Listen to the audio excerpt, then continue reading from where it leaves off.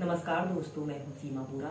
दोस्तों, आज हम आपको हील पेन यानी एड़ी में दर्द की समस्या को दूर करने वाले कुछ लाभकारी अभ्यास बताएंगे। एड़ी का दर्द आमतौर पर एड़ी के नीचे और एड़ी के पीछे महसूस होता है।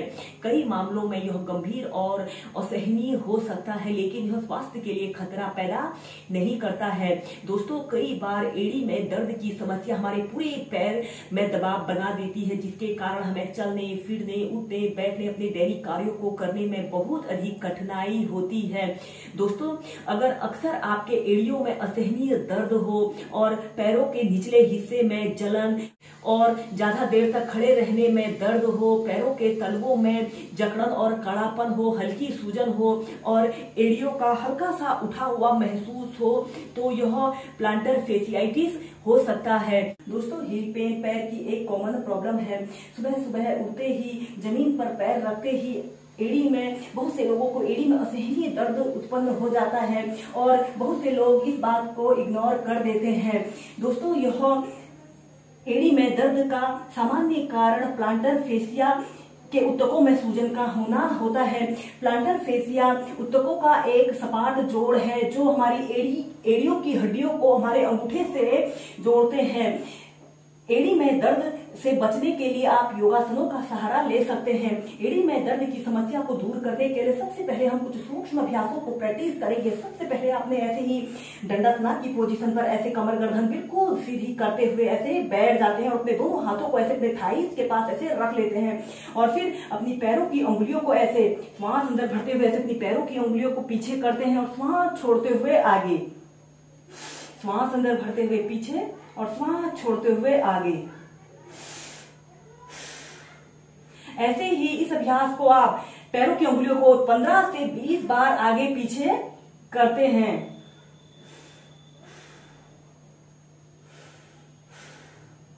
यह अभ्यास हमारे पैरों में दर्द, पैरों के तलवों में जलन या पैरों के कड़ेपन को दूर करने के लिए बहुत ही अच्छे और सरल अभ्यास है। उसके बाद अपने पंजों को ऐसे श्वास अंदर भरते हुए ऐसे पीछे करते हैं, जितना पीछे आप कर सकते हैं, और श्वास छोड़ते हुए आगे, श्वास अंदर भरते हुए पीछे और श्वास छोड़ते हुए आगे।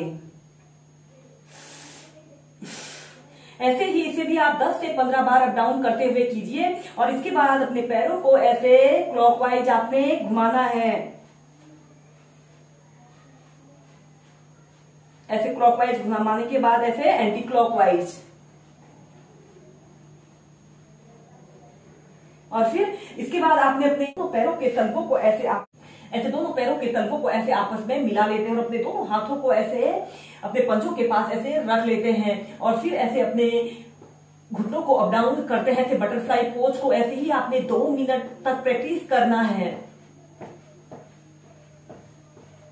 दोस्तों, जब आप इन अभ्यासों को करोगे तो खुद ही फील करोगे कि हमारे पैरों में दर्द या हमारे घुटनों में दर्द, एड़ी में दर्द, पैरों में दर्द की समस्या दूर हो रही है। अब हम नेक्स्ट अभ्यास करेंगे मेरू दंडासना। आपने फिर इसके बाद अपने दोनों पैरों को ऐसे घुटनों से ऐसे मोड़ लेते हैं और अपने हाथ की उंगलियों से ऐसे अपने पैर के अंगूठों को ऐसे पकड़ लेते हैं और श्वास अंदर भरते हुए ऐसे अपने दोनों पैरों को ऐसे सीधा कर लेते हैं। ऐसे अपने दोनों पैरों को सीधा कर लेते हैं ऐसे, और ऐसे अपने पैरों को पीछे की तरफ जितना आप कर सकते हैं करने की कोशिश करें। यह अभ्यास हमारे पैरों में दर्द, थकान जैसी समस्या को दूर करता है।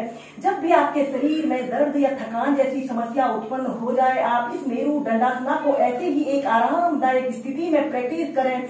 इन अभ्यासों को आप सुबह उठकर अपने बिस्तर पर भी प्रैक्टिस कर सकते हैं और फिर आप इसी में अपने दोनों पैरों को ऐसे आगे से जितना आप फैला सकते हैं ऐसे फैला लेते हैं और इस स्थिति में ध्यान रहे आपकी कमर गर्दन बिल्कुल सीधी रहे।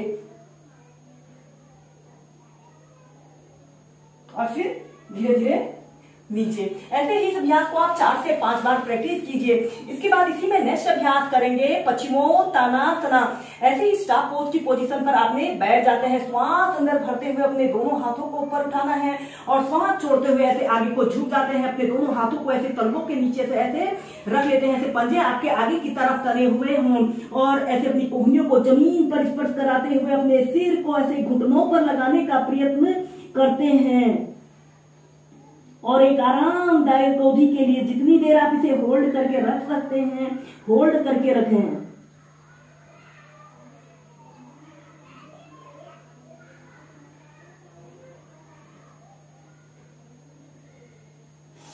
और श्वास अंदर भरते हुए सीधे। अब हम करेंगे सुप्त पाद अंगुष्ठ आसन।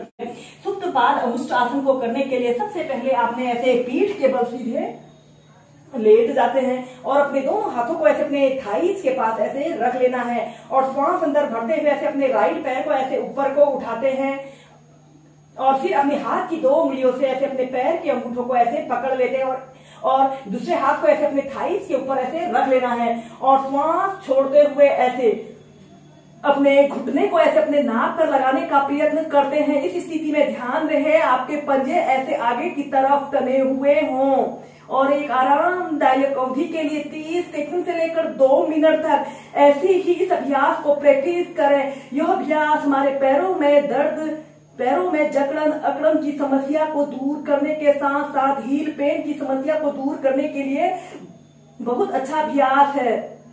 या फिर अपने दोनों हाथों को ऐसे अपने टखनों के पास ऐसे रख लेते हैं और ऐसे अपने घुटने को ऐसे अपने सिर पर या अपने नाक पर, अपने घुटने को ऐसे नाक पर लगाने का प्रयत्न करते हैं। जितना आप कर सकते हैं अपनी फ्लेक्सिबिलिटी और स्ट्रेंथ के अनुसार इन अभ्यासों को प्रैक्टिस कीजिए। और फिर सीधे, फिर दूसरे पैर से ऐसे अपने लेफ्ट पैर को ऐसे ऊपर को उठाते हैं और अपने हाथ की 2 उंगलियों से पैर के अंगूठे को ऐसे पकड़ लेना है और सांस छोड़ते हुए ऐसे अपने घुटने को ऐसे अपने नाक के समीप लाने की कोशिश कीजिए या फिर अपने दोनों हाथों को ऐसे टखनों के पास ऐसे रखकर इस अभ्यास को ऐसे ही करते हैं।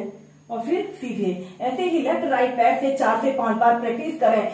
दोस्तों इस अभ्यास के थोड़ा एडवांस पोज को करने के लिए आपने राइट पैर को ऐसे घुटने से ऐसे मोड़ लेते हैं और अपनी हाथ की 2 उंगलियों से ऐसे पैर के अंगूठे को ऐसे पकड़ लेना है और इसके बाद आपने श्वास अंदर भरते हुए ऐसे धीरे धीरे ऐसे अपने पैर को ऐसे अपने कान के समीप लाने की कोशिश करते हैं।